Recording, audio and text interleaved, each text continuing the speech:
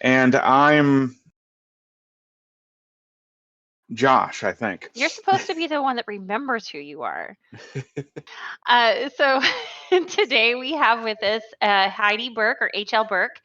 Heidi has written more books than she can count because she's written a lot of books, not just because she can't count very high. Easily distracted by shinies, she is published in many subgenres, including fantasy romance, steampunk, and superhero, and always creates story worlds with snark, feels, and wonder. Having read some of your books, Heidi, I can definitely attest to that. Married to her high school crush, she spends her time writing, spoiling her cats, and supervising her two supervillains in training, aka her precocious daughters. An Oregon native, she wilts without trees and doesn't mind the rain. She is a fan of delicious flavor, a follower of the light, and a believer in happily ever after. Heidi, welcome back to the podcast. You were one of our first guests back when we got this show rolling, so we're glad to have you back. Oh wow, that was like around when I put out Coiled. So it's been a little bit. It has been a little bit. It's been a while. Yeah, just a day or two. So again, welcome back to the podcast, Heidi. You probably remember we like to start the show off with 3 very important questions. What is your name? What is your quest? And what is your favorite color? All right. Well, my name has already been dropped. It's Heidi, but I go by HL because it sounds way more fantasy and epic than Heidi, which is a little goat girl. My quest is to try to wrangle superheroes and make them behave, and most of the time they do, sort of, kind of. My favorite color is still blue. That hasn't changed for a while. It was purple when I was very small, but it's been blue for probably about 30 years now. As you can tell by the hair, actually, is that purple or blue in the hair? Well, it's gone through several phases. Right now it's almost silver, because it was purple, and then I put red on top of it, and then that faded, and then it's kind of an amalgamation now. Corin just tells me, that's my 15-year-old, she tells me I look old and I need to redo it because it's gray, but it's just kind of washed out blue. Nice. At least she hasn't called it a skunk streak or something, but that'd be more down the center, not off to the side, though. So yeah. I like to mess with my hair every so often, so we'll see what happens next. Never know Who what it's going to knows? look like. It might have glitter in it one day. Yeah, they probably make that an option. I don't know. Probably. Should Google that. No. All you got to do is give your kids a small can of glitter, and it'll be in your hair in no time. It'll be everywhere in no time. Yeah, Matt does not allow glitter in the house. I don't mind it so much, but Matt's not a fan. It's because it gets everywhere. It does, and then it doesn't leave. Ever. Yeah. But then you sparkle. Yes. There's two schools of thought. So Heidi, on that end, or on that note, why don't you tell us about your latest project or projects? So I just put out on April 28th, which I think is National Superhero, or was, I should say, National Superhero Day, Accidentally a Supervillain, which is the 5th in my romantic comedy spin-offs of my superhero universe. This one is about she's the middle child in a superhero family, and she's the one who didn't end up with the powers, or so she thinks. So she's living a quiet life as a banker, and then this super villain tries to rob her bank, and when he and the superhero who tries to intervene are blasting at each other, the superhero accidentally almost laser blasts her, not seeing her hiding behind a couch, and she panics, and her superpowers that she didn't know she had explode and knock the superhero through a wall. Oh no! So she's accidentally a supervillain now, and the supervillain who robbed the bank wants her to help him on his quest to take down the people who wronged his dad way back when. So he's following her around, hey, you've got cool powers, I've got cool powers, we should work up. And she's like, no, go away. So that's basically the story. Yeah. I haven't read any of those yet. I have got to get my hands on them and listen and read them. So do you have them out in audiobook? Let's see. Go Go ahead. Yeah, he recently was reading, I think, the first one. Yep. Yeah, so some of them I are out in audiobooks, some of them aren't. But the two Blind Date with a Supervillain and On the Run with a Supervillain, which are the first two in the romantic comedy series, are out in audio, and the main series, Reformed through Reunion, so 5 books, is in audio. So those ones are. Yeah, to my great shame, I haven't read them yet, and it's a shame because it's right in my wheelhouse of what I like, and I actually own the first 5 or 6. I do just they're buried in the TBR pile. I'm really Yeah, I looking know how that forward to is. them though. The descriptions sound great. Like I said, it's right in what I like and everything. It's just I'm sorry. I know I how it will. is. Yeah, I will say that for our watchers and listeners, I messaged Heidi a few times as I was reading that first one, and it's like, ah, why? So, very, very good stuff. Yeah. Aaron, you're up. Yeah, I don't know. It's been a day for. If anything was weird going on in this whole podcast, it's been a technical issue day of fun and excitement. Oh, where are we at right now? I'm just gonna jump around a little bit, and you've written a whole bunch of different books, not just about superheroes. You've written a bunch of different fantasy here and there and everything. What do you see the pros and cons are of writing in the same story world versus writing in different story worlds? Because you have a bunch of different story worlds. So So the advantage of just having one story world is kind of you can close the door a little bit easier in my experience. Like they don't mess with each other, and like if you have like an expansive story world that like has all these different characters in it, they start going off in different directions, and then there's new stories to follow. I do like a good standalone. I think it's my preference as a reader, honestly, which is ironic because I'm on this like huge superhero universe right now. Um, Mm. and there's also keeping track of everything. Like every time I have to name a new character, I'm like, okay, so this is Heather Jones. Wait a minute, no, I already have that. Because in real life, how many yep, Joshes yep. do I know? I know so many Joshes or Heathers or Elizabeths. But in a superhero universe, if you give somebody the same name as somebody else, you're like, oh, this is a clue or something. And I'm like, no, it just there happened to be two. I forgot I had another Henry. I'm sorry. Oh, I know how that goes. In my book, in my latest book that I just released, I was going halfway through the second editing draft. I'm like, wait a minute, I've got like 5 names that start with A. Oh crap. Yeah. Mm-hmm. Yeah, so I have to watch myself on that. I have to keep the timeline straight. Like with most of my books, I don't take very good notes. Like everybody else, oh, you have to have a story Bible and stuff. It's all in here for me, and I've got usually a pretty good memory. But with this one, I have to have a timeline, and I'm thinking about making a wiki for it just because it's a lot more to keep track of. Like I think Yeah. there's yeah, and if you don't keep track of it, you end up contradicting yourself, unfortunately. So I got into an It's true. argument with one of my readers. She's like, I was making a joke about a character having allergies. Like, no, they can't have allergies. They're superheroes. They're healing factor. And I'm like, no, I think what? And then I had to go through my books and word search allergy to see if I'd ever made a conclusive statement about whether superheroes could have allergies. They can. I actually have a superhero with allergies in one of the previous books. I just forgotten them. Yeah, it's like not all superheroes have healing abilities either, so there's that. No, Yeah. exactly. In my world, there's the Sable Trio, which is what everyone who is a superpowered individual gets the 3 basics. It's not necessarily a healing power, but they heal faster and are more resilient than normies. They are faster and more agile than normies, and they generally are a little stronger than normies. But unless Makes strength sense. is their primary, it's not usually huge. But like Yeah. they have those 3 advantages. They're kind of omnipresent across all sables. So yeah. Mhm. Okay. Cool. So it's kind of interesting since I write superhero, you write superhero, but we kind of come at it from a different perspective to hear how you approach it versus how I approach it. So, There's a lot um, of different ways. Yeah. yeah, I mean, there's a lot of different ways, and you don't have to do it based off of Marvel or DC. You can kind of do your own thing. So, And then so I Heidi, kind of sort of write superheroes but from an anime twist, and that's entirely different too. And Yes. well, I it's mean, mine's kind of my police procedural twist. So yeah, so um, so Heidi, why did you choose superhero romance over, just a straight superhero?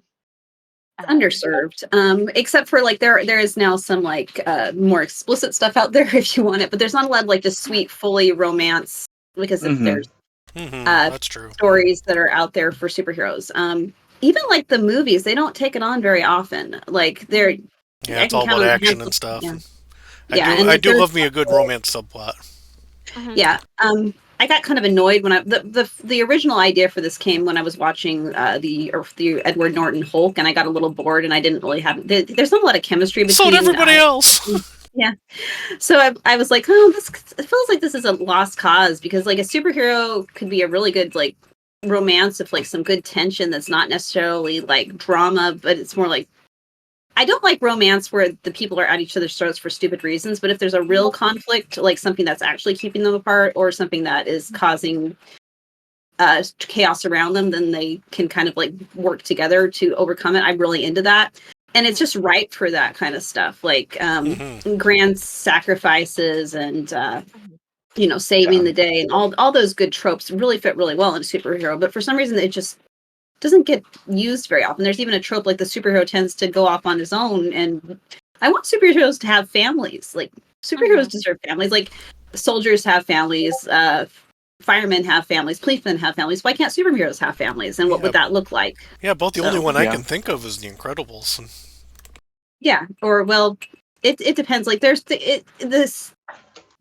so much out there as far as like Marvel and DC and like other factions. Like there is storylines that have been covered like this, of course, because with so many different alternate versions, there's everything's Oh, eventually you gonna dig pop into the up. comics, there's all sorts of weirdness in the comics. Yeah. Well, I mean, even in the Yeah. MCU, I mean, Tony Stark has Pepper Potts, and they end up, getting married, and spoiler alert, have a kid.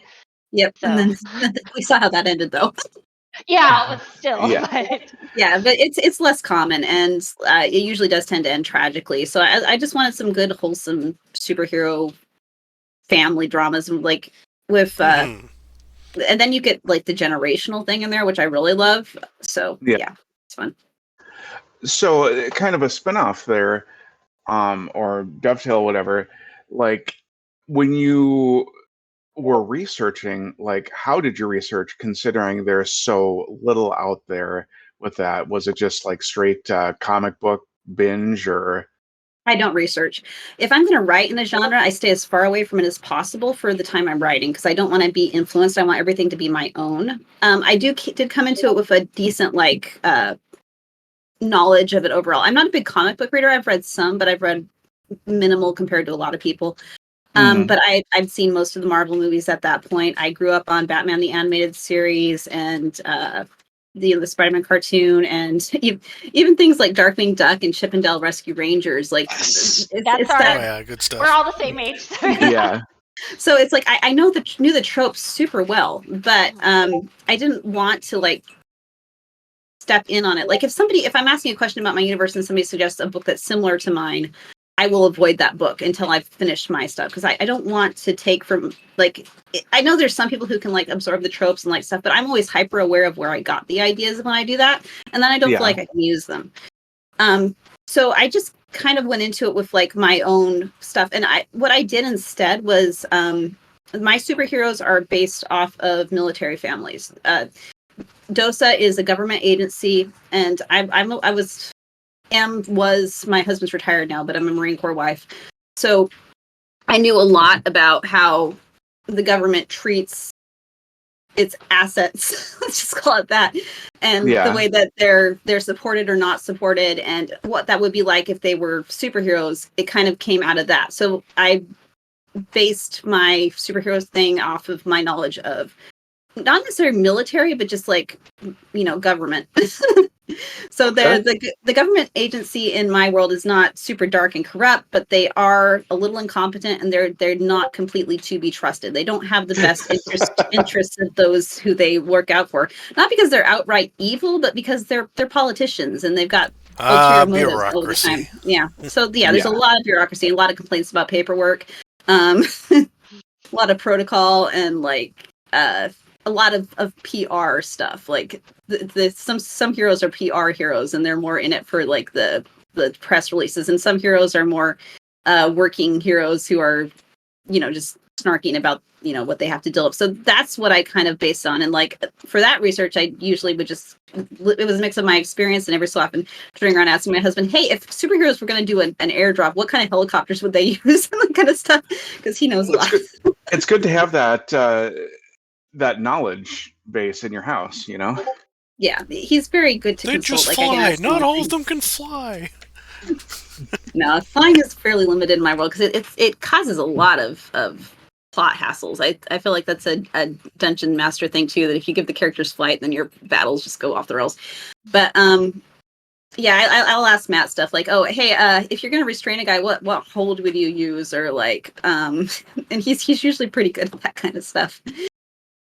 So Nice. Advantage of being married to a Marine. So Yeah.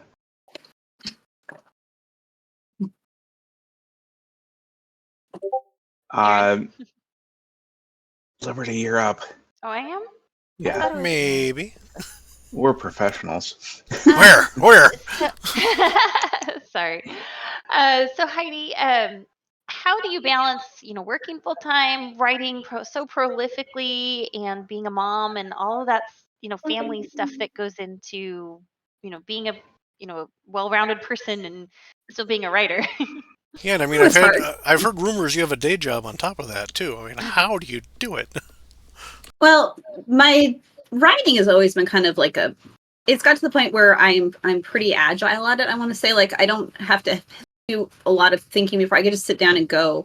And it's also kind of my outlet for fun and stuff. So like I spend my whole day writing ad copy and emails, which is writing, but it's a very different type of writing. We use almost a different brain function. So I'll do that all day, and then I'll go eat dinner, and then I'll come back, and then it's my turn to play with my superheroes. So for me, that writing time is almost like my relaxing time. I write about probably 20 minutes to an hour a night, until I get 1,000 words. So that's my goal. So then I'll just sit down and do that. And if I'm really going, I might do longer. But like, so it's not a huge chunk of my time, the writing part.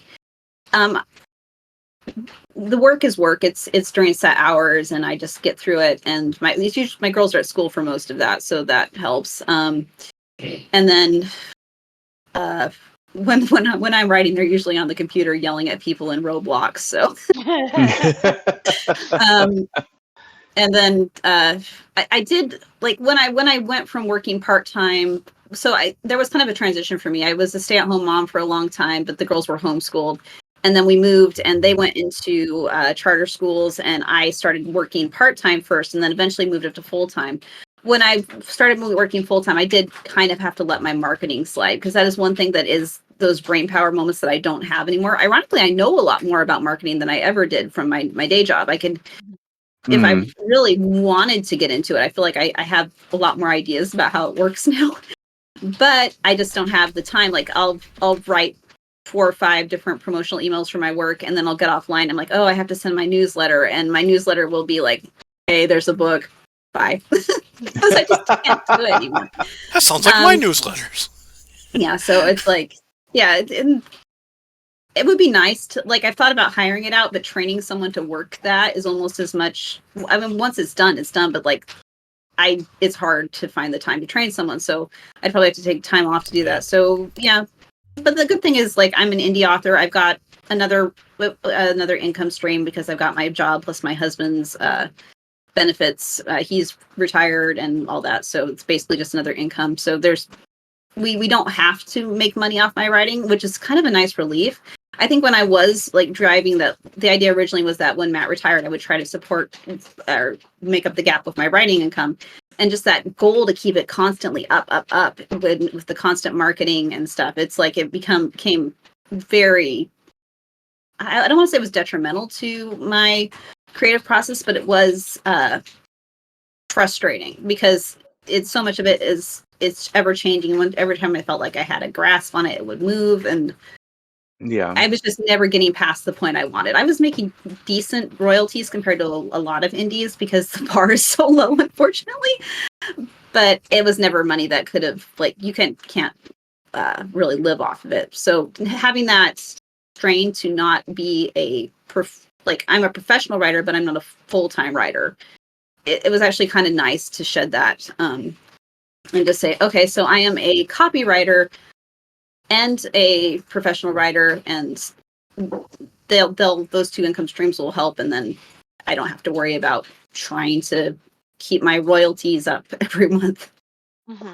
That makes sense. And like you said, you get to just play around and have fun with the writing instead of, cookie cutter or whatever, Yeah, and I've never been able to write to market. I tried a couple times, but it always goes off the rails in some way. I have like I read the stuff that's popular, and it's not particularly my niche, and I don't really relate to it very well, and some of it frustrates me. And I don't really want it's not to just write me. this. Good. So yeah, it's like every time anytime Reader's Choice pops up, I'm like, I don't feel like that. It's not doing it for me. I tend to like quirky books that are a little bit off the beaten path as far as tropes go. And I was joking with my friend Kessie/KM Carroll about how we're both old and cranky and we've seen it all. So it's not doing it for us anymore. Yeah. Oh, there's Well, yeah, that's a whole other discussion there, but yeah. yeah. We've had Kessie on the show before, so yeah. Yeah. I was going to say that with your love of psych, of course you have to have something quirky and weird and not quite a single genre. And yeah. Yeah, that show was kind of a perfect fit for my sensibilities. And, I don't necessarily write that, but like the mix of snark, heart, and actual plots that usually make sense. Yeah. Mm-hmm. There's a couple of shows that I really appreciate the writing of, and they're very different. I'd say that the two best written shows that I've ever watched are Psych and Grimm. Grimm is amazing. The last season kind of goes a little bit haywire because they tried to really wrap it up real fast. But if you watch the character building on that show and just the world building, that's one of the better ones out there. So that's another one I really hold up as like high, and that one influences me a little bit too, I guess. So. Okay. Well, now we come to the fun of the random question. So go ahead and roll your die, Heidi. All right, let's see. So we got green, blue, red. Which one's lucky? Would you say your favorite color was again? You roll that one. Well, I've got 4 blue ones. Oh, well, roll a blue one then. Yeah. Oh, this blue one. I got 1. So, all right. Who is your captain? We know the answer, but the listeners might not. Oh, are we doing the captain? All right. Like, I have my Captain Marvel mug here, and I do admit I have a real soft spot for that movie. So probably Captain Marvel. If only because of Goose the cat, and I want to travel the stars with a crazy cat lady. That's my dream life. Did you say travel the stars with a crazy cat, or travel the stars as a crazy cat lady? Or I said with a crazy cat lady, but as a crazy cat lady is kind of also a given at this point. Oh gosh. So I'm just gonna roll another d6. Oh, it's gonna roll off the desk. Of course it is. 2. What is? I think that's a 2. Yes, that's a 2. What is your favorite quote from all of SpecFic? So it's SpecFic specifically. Together or not at all. From Doctor Who. It's when Rory and Amy are about to fall off the building. Mm-hmm. So that's the one. Elendil, I am Aragorn, son of Arathorn, also rates pretty highly there. Aid me or thwart me, choose swiftly, but I wasn't sure I could do that one off the top of my head. So it's together or not at all. I almost thought about getting that a tattoo at one point, but I haven't been following Doctor Who very closely lately, so I feel kind of like a fake fan because I just stopped watching somewhere through Capaldi's run. Hey, now casual fans are fans too, and that is perfectly okay. Yeah, I was always like, I haven't kept up with all of this. Like, yeah. But yeah, I was really into it for a while. Yeah, it was really good. I would like to finish the Capaldi era and then kind of see what they did with the next Doctor, and then apparently they're coming out with a new one soon. Oh yeah, as they do. But I mean, David Tennant's coming back, so Yeah. Yeah. See, 10 was my Doctor, but I think 11 had a better story. So I like 9 honestly a lot. But we didn't get a lot of him. And then I actually, for acting, I think the ones of Capaldi I did see, I actually like his portrayal a lot. But I think his writing was weaker, which is why I kind of stopped. Mhm. So yeah, I have yes and no things with Doctor Who as far as the writing goes. I think that 10's writing could be very tight, and they paid off things better. T. Davies did an amazing job with the writing on that one. Yeah, but then things like some of the Moffat things, some of his payoffs I don't think work as well as he thought they did. But that's just my opinion. Yeah. Yeah, I think I've said it before, but I'm kind of sorry. Doctor Who, the concept and the characters really appeal to me, but I'm sorry, it's just too creepy for me. I'm a wimp, I don't know. It depends on the one. Yeah, they can be. Like, I remember the first time I saw the Weeping Angels one, I'm like, oh, this is what everybody says is so scary. And I was like, oh, this isn't so scary. And then that night I woke up and like, maybe it was a little scary. I mean, Yeah. I like to watch Blink on Halloween. It's the only one thing I kind of have that is a semi-tradition for Yeah. Halloween. So Yeah. I understand. So anyway, what's up next for you? I'm writing another superhero book, believe it or not. Woohoo! No way! Yeah, this one is like, so I have my main series, and then I spun off and I got the romance series, and then they're kind of family based. So the first one is the original superheroes, and then that's the Powell family, and then the Park family have the rom-com spin-offs, and I worked on those. And then there's the young adult series, which is the Powells basically having a camp for superpowered kids and like taking on mentors, and one of them they adopt as their kid, and then that kind of spins off. So, but then I also what just could possibly go wrong? Yeah. I have this book that I just wrote out of nowhere to give one of my side characters his own little story, and it didn't really fit anywhere, so it's kind of become a third series, and that was Superhero for Christmas. A Superhero for Christmas, which I put out right before Christmas last year. It's about a superhero who is kind of he's the golden boy. He's the poster child, and he's very caught up in his job. Work is everything for him, but he gets hit by a ray, and his superpowers stop. And he doesn't know who he is about that, so he goes back to a small town where he used to send summers of his grandfather. And while he's there, this woman who is also like kind of having her own career crisis. She just broke up with her long-term boyfriend who they ran a YouTube news channel with together.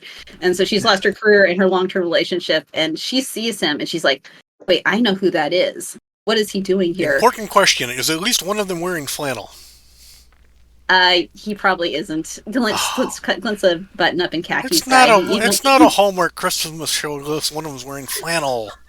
Yeah, but she does have cool scarves and sweaters and stuff. But anyway, so she's like trying to follow him around, trying to find out why he's the hero, pretending she doesn't know he's a superhero, and he's trying to think he's still incognito. So they have like this romance going. But then somebody wanted their wedding, so now I'm writing their wedding book, which I made a joke that of all these rom-coms that I would adapt as superhero movies, and the one I did was Groundhog's Day. So I put Glint. Poor Glint is stuck in a time loop now. So he every day is the day before his wedding. Talk about frustrating. Oh, And he's the only one who realizes what's going on, of course, and he's just going crazier and crazier trying to figure it out. And like he starts suspecting that the wedding party has a supervillain in it, and his bride's maid of honor is being really snarky of him. So he's like, "Oh, it's her." So there's just it's fun because Glint. I was joking that Glint. He's my character whose personality is confused golden retriever is not sure if you really threw the ball this time. He's he's very sincere and very kind and very, very heroic, but he's not necessarily the sharpest tool in the shed, and he thinks everything's very straightforward for him. Like he doesn't get sarcasm sometimes. So he's like, so putting him in this situation, like my other characters would be way more get to the bottom of it fast, but I just put him through the first loop, and he's like, did I just dream the previous day? Maybe I did. Maybe I just dreamt the previous day. It's okay. Well, now I'll have this day even better. And so he's just going through it. Like nobody else would react that way. But with Glint, he's just, okay, sure, I'll roll with this. First thing that comes to my mind is, you're not the only one who experiences some discomfort. Yes, that's from Stargate. Oh my goodness. So this is probably too much of a spoiler, but does he get his powers back, or do you have to read the book to find that out? Or oh well, he's already back, so he has a book too. So yeah, he does get his powers back. Oh yay! The spoiler would be why he lost his powers and how he gets them back, because that was kind of a twist. But yeah, it was fun. That's another thing about Glint. It's this is a little bit of a spoiler, but I don't think it's like book ruining. But so his powers finally come back right when the villain is threatening his love interest Laura, and so he's like, it was the power of love, and she's like, well, I'm an investigative reporter and I know exactly why this happened, but sure, let's go with power of So if people do want to jump right to that one, do they have to read some of the other superhero books first, or is it kind of sort of self-standalone? Or so there's multiple series, right? So the Superhero for Christmas definitely stands alone. It's kind of off on its own because it focuses on Glint, who is in the other books as kind of a comedic side character. He's the one who says things he thinks are encouraging, but they're actually not. Like, there's one scene where my main character, Fade and Prism, are the main couple from the other series, and Fade's been kidnapped, and Prism's worried about him, and the villains are going to try to use him for their own devices. And Lit just excitedly says, "You would rather die than do that." And Prism's like, "Well, that's not where I want to go with this." And this is a big. He's so excited. It's like, Fade is such a good hero. He'd rather die than work with villains, and that's not encouraging, Glint. That's who he is. He's the one who does stuff like that. But yeah, so Glint's story definitely stands alone. The main series kind of stands alone, and they all have these connecting threads right now. I actually so the YA series and the rom-com series with the Park family actually do twist at one point, and the characters start to interact together. But it's if you like twists, you should read the rom-com series first. If you like following a character and seeing how they grow, you should read the YA series first, because and the first book in that series, in the YA, in each of those series is.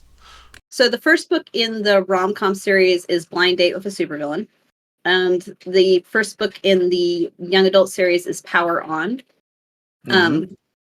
So yeah, I do the theme for each of the individual series to kind of see how they grow up. So the YA series is Power On, Power Play, Power Through, Power Up. And the rom-com series is Blind Date with a Supervillain, On the Run with a Supervillain, Captured by a Supervillain, Engaged to a Supervillain, Accidentally a Supervillain. Okay. So yeah. So it looks like I have more to add to the to be read pile. Always.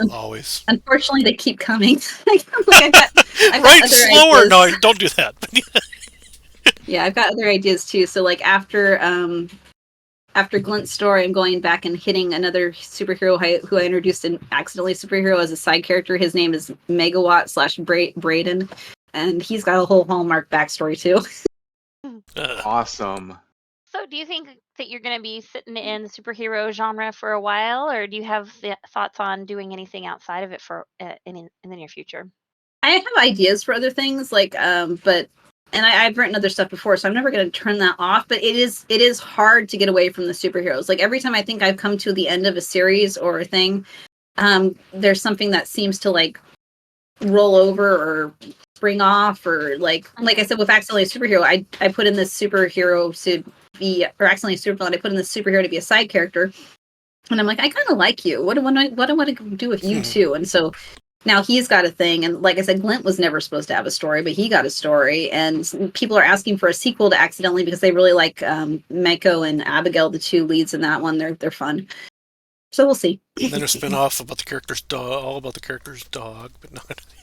Well, I do have one planned about one of the characters' cats. Ah, nice. So we'll see how Yes. yeah, I have this idea for a middle grade. So Prism and Fade's children are Ruby and Curran. And Ruby really wants to be a superhero super fast, but her brother, who is 2 years younger than her, ends up being the Wonderkin who gets his superpowers super early, and it really bugs her. So I have this thought that, like, I don't know if I would make it canon because it's kind of silly, but that she tries to like steal some sort of potion that will make her superpowers come in earlier, but it accidentally goes to her cat. See, that What would could be possibly fun. go wrong? Yeah, what could possibly go wrong? All right, so I have another question. It's kind of a rabbit trail and kind of related, and kind of getting us running over time. But how do you go about picking powers for different characters? Because if you want to write in the superhero genre, you look around like, okay, this power here is overdone. Every character has it. This power, I could come up with this power imagination. Is this too silly? So how do you pick superpowers for your different characters? At this point, some of it is what haven't I done yet? Because I started to build a kind of roster, and I don't want to repeat myself too often. It's okay to have a couple characters who have the similar power bases, but I don't want to like overdo it.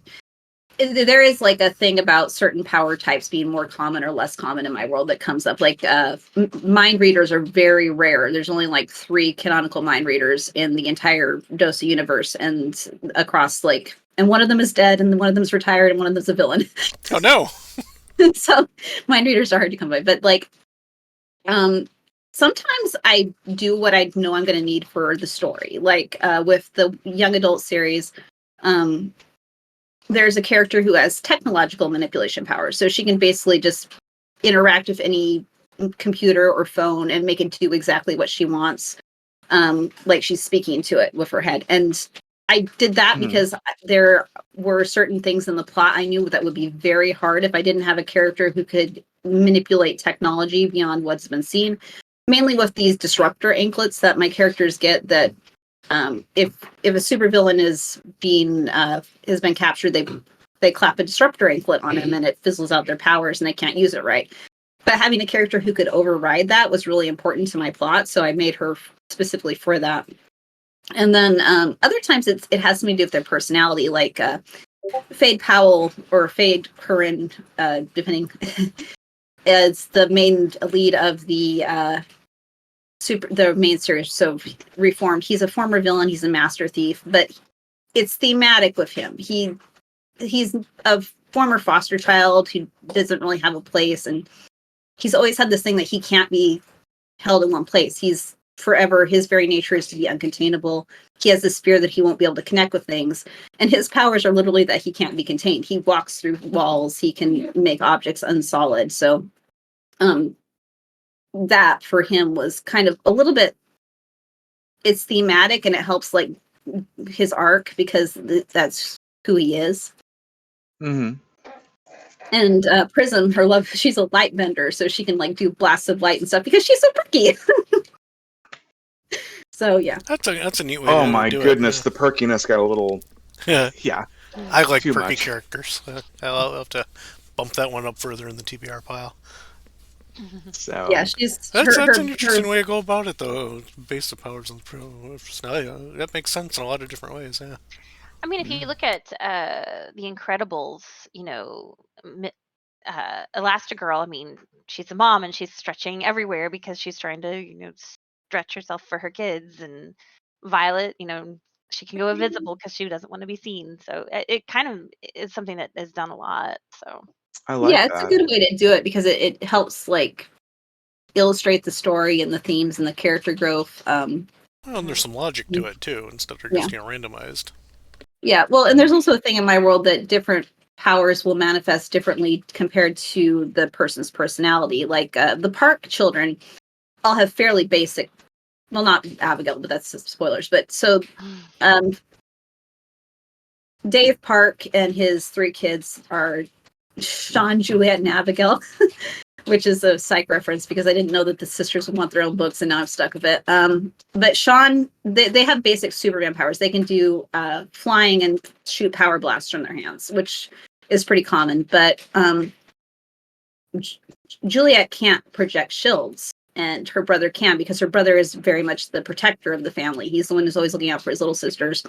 So having the ability to shield is what his powers manifested. Whereas Juliet is she's the zesty, impulsive one. So her power is that she's the fastest flyer in the family. So there's things like that, you know.